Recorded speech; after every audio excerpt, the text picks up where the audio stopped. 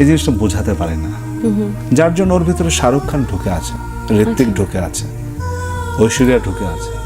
তো আমাদের next generation যারা আসবে তারা আমাদের ব্যাপারে খুব শেকি হয়ে যাবে ফিল্মের ব্যাপারে, বিকজ আমাদের আমলে আমরা যখন ছোট ছিলাম এত কিছু দেখি নাই, ওরা কম্পেয়ার করা শুরু করেছে।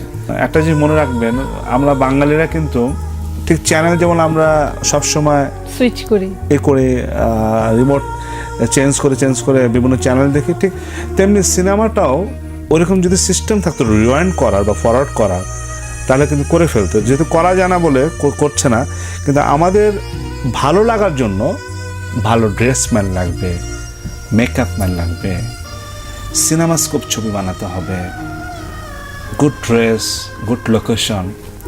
কারণ আমরা কিন্তু বাঙালি, আমরা যত শিক্ষিত হই না কেন, আমরা জাতে কিন্তু বাঙালি ভাত মাছ মাংস পছন্দ করি, আলু ভর্তা এসব পছন্দ করি। কিন্তু আমার কথা হচ্ছে যে বম্বের সাথে আমাদের যারা সভ্য জগতে যারা বসবাস করছে, যারা আপার ক্লাস, যারা ড্রয়িং রুমে বসে ভালো ভালো ইংলিশ ছবি, হলিউডের ছবি দেখছে, তাদের কাছে আমার অনুরোধ, আপনারা বম্বের সাথে কম্পেয়ার করবেন না। 50 কোটি 50 লাখ।